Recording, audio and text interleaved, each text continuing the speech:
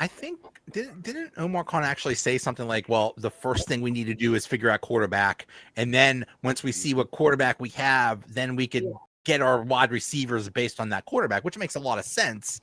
I would imagine everything else will, with Justin Fields, you're going to have a whole different kind of offense than you are with Russell Wilson. So, yeah, and you might be able to attract a free agent having Justin Fields as a quarterback where maybe you couldn't if Russell Wilson was the quarterback. So yeah, it could, you know what I mean? Once they get that figured out, everything else should fall into place, not so easily, but you know, in terms of wanting to get that free agent, that top talent free agent, you know, that they need, you know, they might come here if it's Fields and might not if it's Wilson. So yeah, there's a lot weighing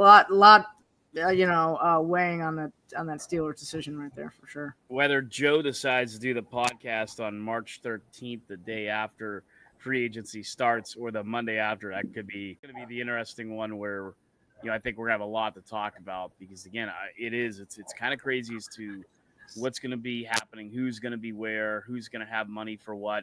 And if you're already talking now about extending TJ Watt's contract, to me that means you're restructuring it to a point where you're making it yourself affordable. They did just release that the NFL salary cap increased yet again. So the Steelers, who had quite a bit of money to spend, now even have more money to spend in free agency if they want to go shopping and if they actually do go shopping.